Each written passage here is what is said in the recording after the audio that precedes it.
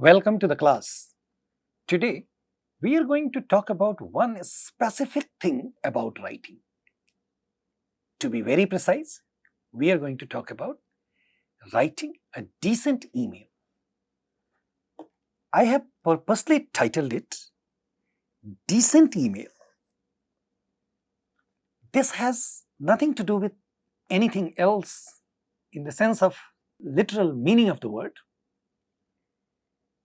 A neatly designed and good-looking, short, crisp writing is what I mean by decent emails. Now, you know about all these adjectives: neatly designed, crisp, short, succinct. You know about these words. And we also know a little bit about writing. And don't we know about writing emails? We of course do. We keep writing several emails on daily basis. Some people in particular profession write hundreds of emails on daily basis. So what is specific about writing emails? Isn't it quite obvious? Isn't it commonly known to us? Probably yes, probably not. There are certain very obvious things that I am going to discuss with you, and I mean it, they are quite obvious things. However, we do see emails on regular basis that they don't follow the pattern where we can term it as a decent piece of writing, as a good piece of presentation. So we know about emails, we know about writing. We are only going to talk about certain simple things which we might miss, but we must not miss them. They add a lot of value to our writing.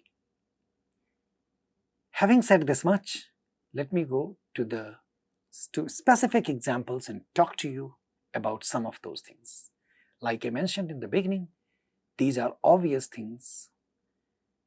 They are quite commonly known things, yet we need to hear, and when it makes an impact when we hear.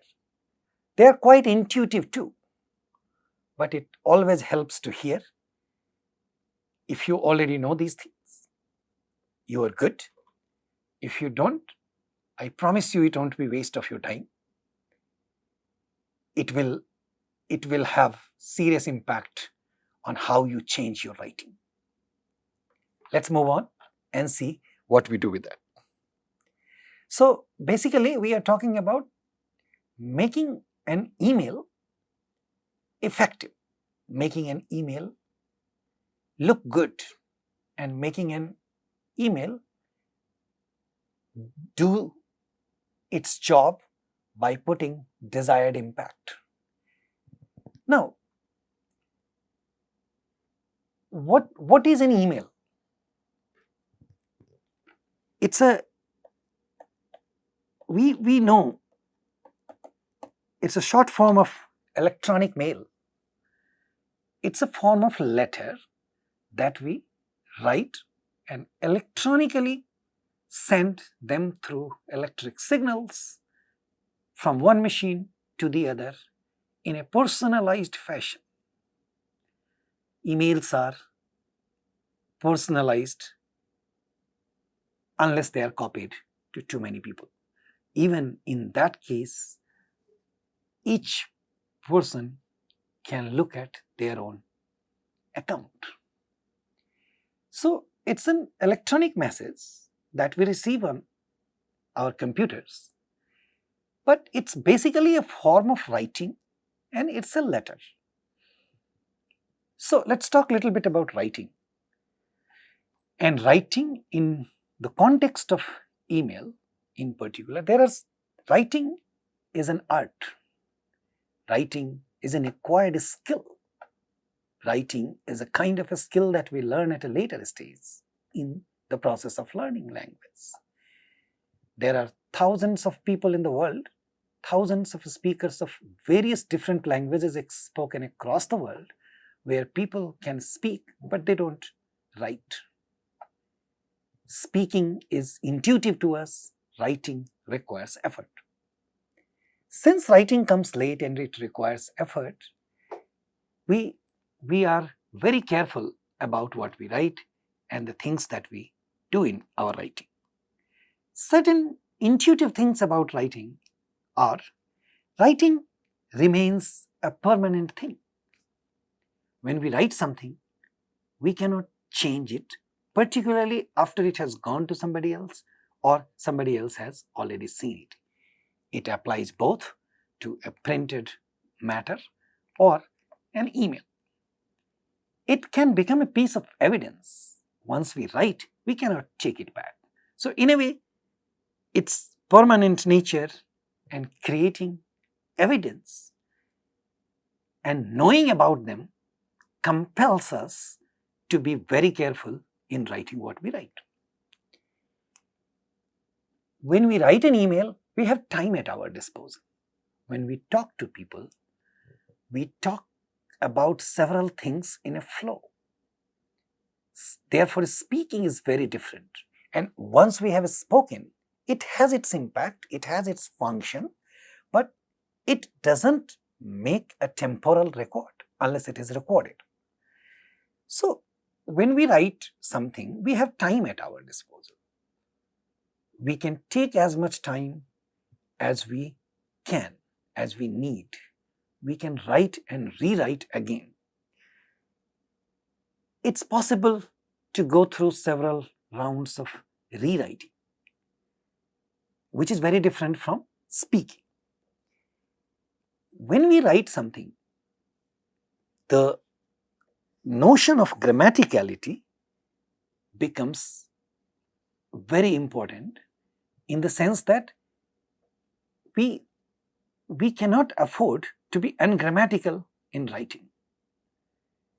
In fact, we cannot afford to be ungrammatical in speaking as well, and therefore the goal of accuracy has to be important and has to acquire an important part in achieving communicative confidence through communicative competence. There are several ways of making our writing grammatical these days, and we can run spell check or computer assisted programs to make sure that our sentences are grammatical.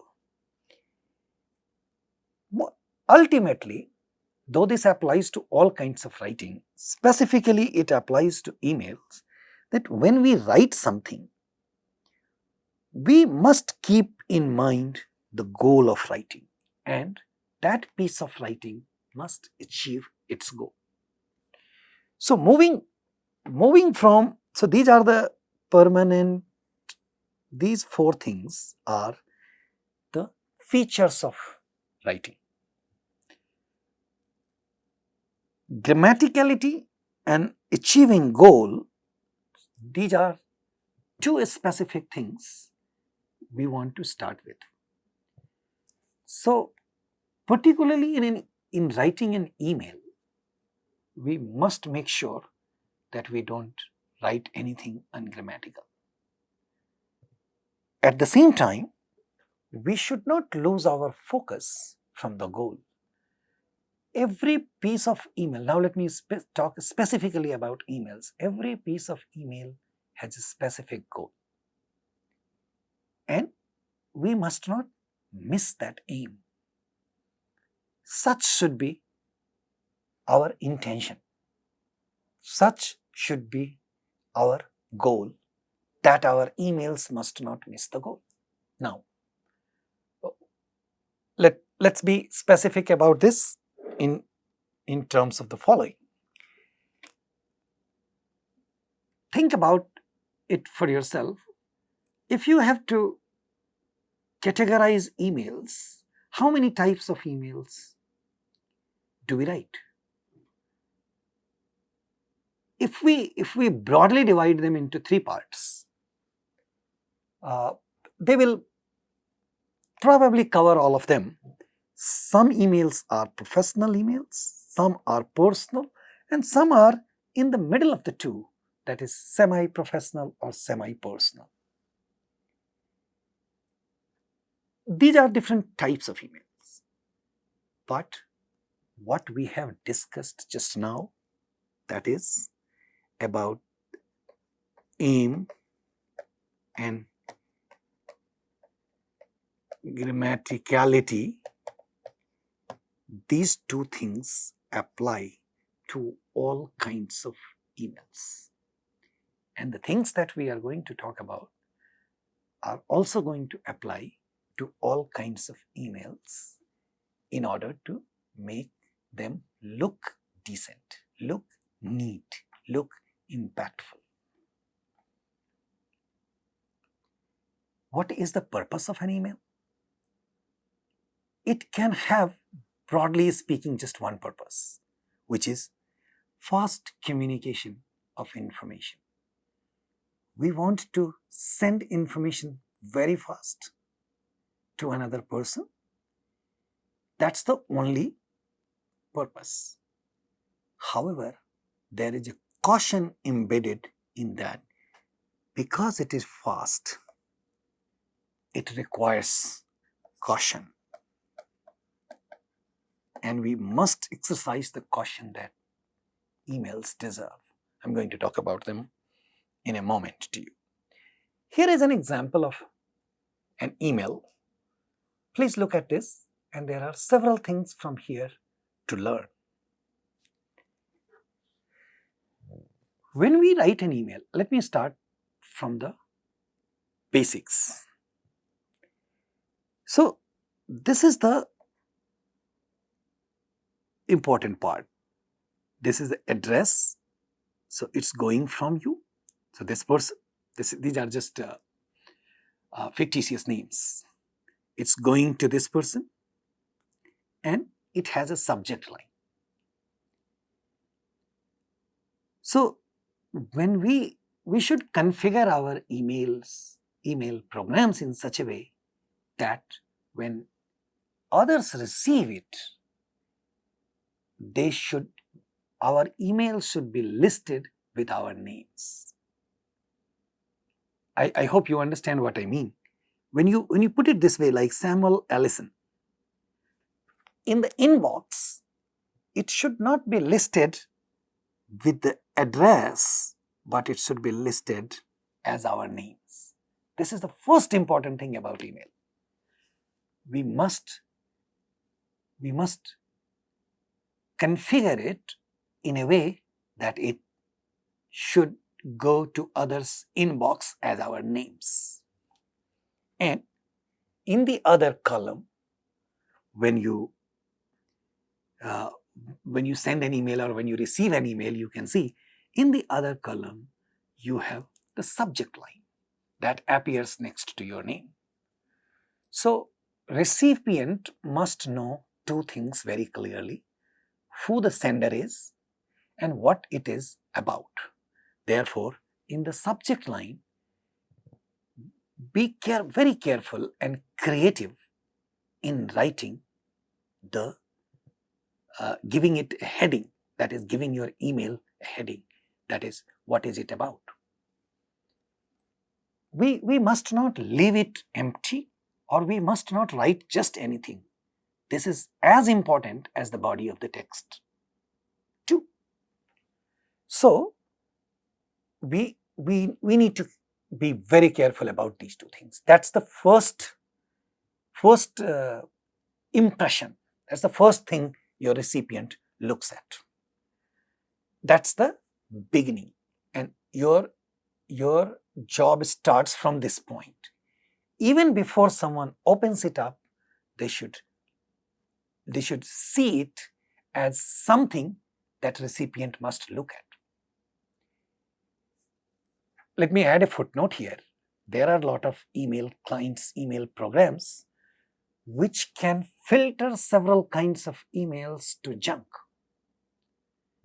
Sometimes when you don't write proper subject line, sometimes when you write absurd subject lines, your emails can go to junk box, your email can go to trash, and then it won't reach the destination. So it's your responsibility to make sure that not only your email conveys what you want to say, but it gets delivered properly, and the recipient should feel like opening it and reading it. That's the first part. Now let's come to the second part. When we write to somebody, and like I said, whether we are writing a professional email or a personal email or a semi-personal, semi-professional email, in all the emails, we must address the recipient. If we are, depending upon who we are writing to, if we are writing to a very senior person, if we are writing to our bosses, if we can be writing to our colleagues, we can be writing to our friends, we can be writing to our family members. Depending upon the context of your email, you can decide your salutation, your beginning, but you must address the recipient this way, like this. Dear Karen. So this email goes from Samuel Allison to Karen Jones with this subject line, and then it starts with Dear Karen. So, yes, there is another point that I wanted to make here. So, not only your name should be very clear, but when the recipient opens your email, the recipient address must also look like this. It gives nice impression. It's a nicer way of presenting yourself. You can, if you just write the email address like Karen.Jones at whatever, it will reach the destination probably. It will list your name, but it leaves not a very good impression if you don't put it this way. The recipient must see that you have made efforts in writing recipient's name and email address both properly. So each one of these three lines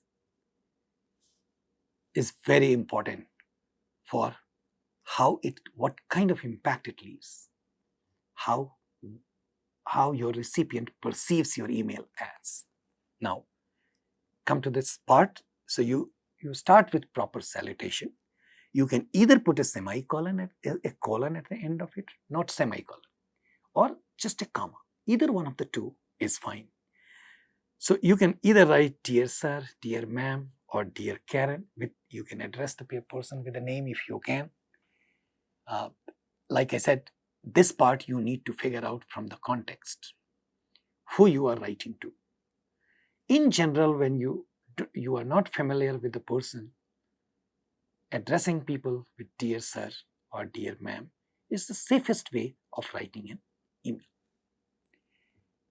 However, when you are familiar with the person or your context allows you to address people with their names, you can write these ways as people's first name, or you can definitely use, most likely you know the person you are writing emails to, so you can write either Dear Karen or Dear Dr. Jones or Mr. Jones.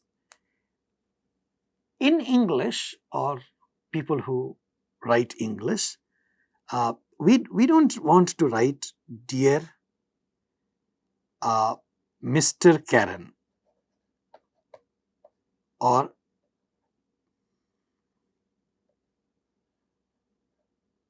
we don't want to write Miss Karen or Dr. Karen. In English, whenever we want to write these things, we have to write either Miss Jones or Dr. Jones. So with your title, what comes is your last name. However, if you can address the person with the first name, then you don't have to write either Miss or Doctor or any other kind of professor or anything. You don't have to write. But if you must write Mr., Miss, Doctor, Professor or anything else, you should use the last name. That's the general practice in English. In our country, in several contexts, several cultures, we have different ways of using salutations. We have different systems of our names. So it is okay for our system and our culture. You don't need to change. But when you are writing something in English, then you must use the last name with the title or just the first name, depending upon the context. Now, coming to the body, you must leave this space after that. There should be a space between this and the body. Now, when you start writing your body, the body of your email should have two things, two or three things. You can in general ask, how are you? Or you can directly get to the point, like you see here. Have you completed a revision of the marks report? And if so, may I have a copy of it? I would like to take it to my meeting with Rachel tomorrow. Read it, and it's full of information. It's asking for something. It's giving the reason why the person wants that. And it has no additional information except what it wants to do. This is called a succinct message. So it seems like this is a message written to an office staff or a colleague for asking some documents. So because we meet with office people, our colleagues, staffs on daily basis, so we don't need to ask how are you and so on. But even if you are writing to somebody after a long time, you can write a sentence, how have you been? It's been a while since we spoke with each other, or we met with each other, or we communicated with each other. But after a sentence or two, you immediately get back to the main point of your message, main point of your letter. And when you are writing that body, you be very precise in articulating what you want to say. And before you conclude, you can write a couple of closing lines. I'm going to discuss those things. And then you can write regards, your own name. And finally, you should have a clear signature in your email, which gives your name, something about you like your position, who you are, the name of your workplace. We are talking about if it is a work email. And you can also put your address, phone number, etc., office numbers, or whatever you want to disclose or you want people to have access to, you can write here. And in writing that, you can also add your additional email or your website address. This gives enough of information for people to locate you, to find more about you, understand more about who you are and what you do, and so on. And if someone wants to send a post by regular post office, they can also find the address, and they don't have to look for it anywhere else, and they don't need to ask you these things anywhere else. So this has a specific purpose, and it should not have too many unnecessary details either, too many graphics that may or may not open in others client. So this This is a way of making it look neater. So you should be very clear about your uh, uh, subject line. Uh, you should be direct. You should be specific in that. In salutation, you should always you can use hello, dear, hi, hey. But look at this. Dear is a formal one. Hi is a neutral one, and hey, it's very informal. You can use this only when you are in a very informal context of communication with your addressee. When you are writing these things, hello, hey, dear, or anything, do start with a capital letter, and whatever the word follows after that needs to be in a capital letter after that.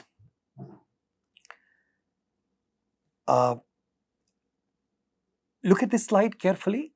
You can start, we are talking about how to start a formal email or informal email or a neutral email, like the 3 types I have just told you.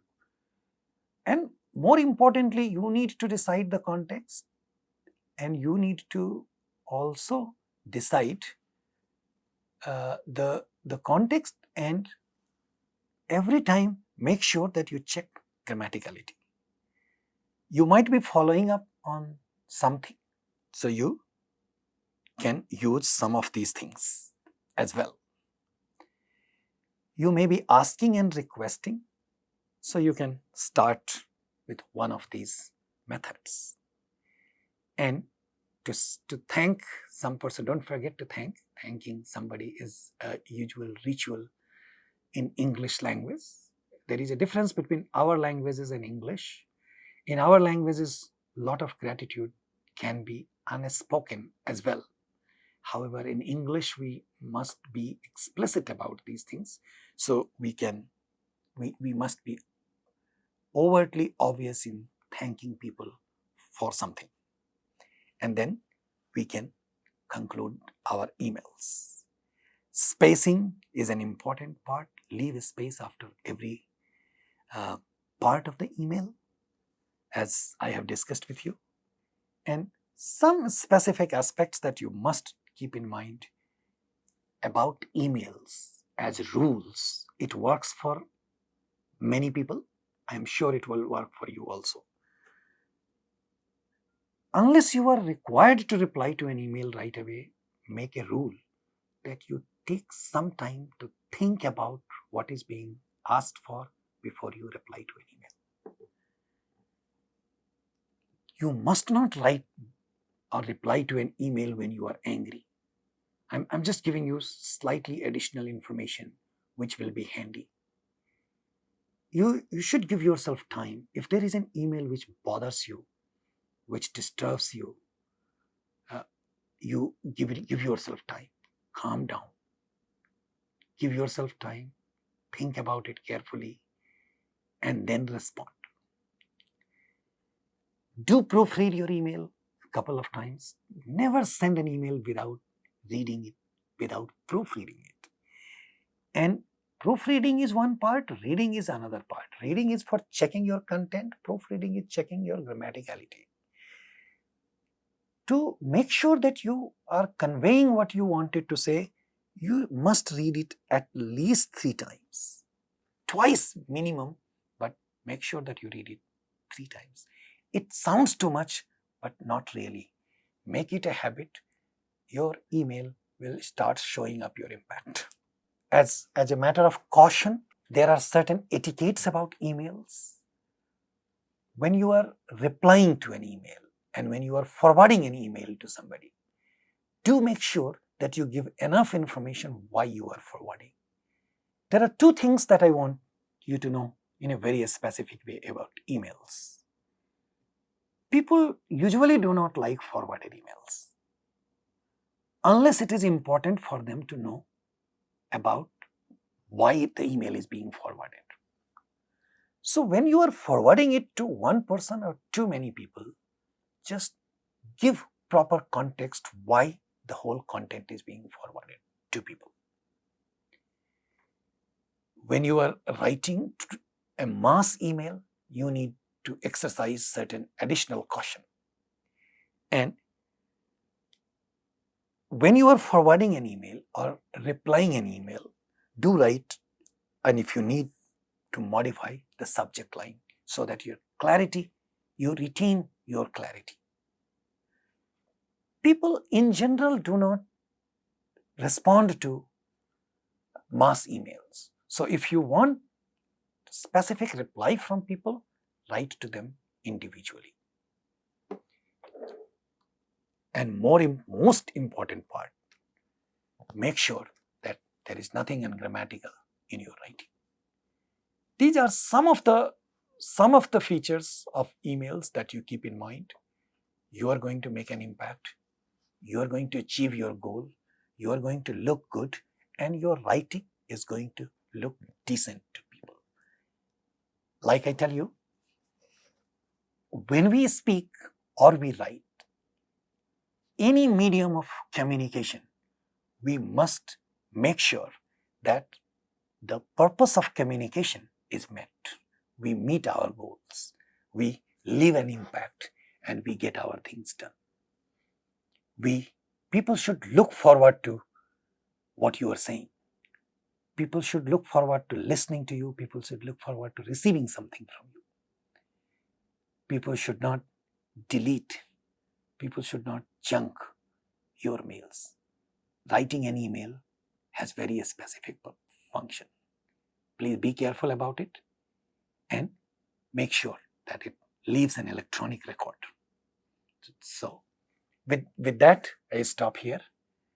And this discussion is just for information.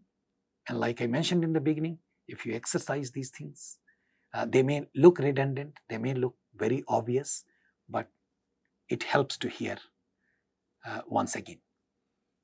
And we look forward to your comments on this as well. And until we meet next time, take care. Bye-bye.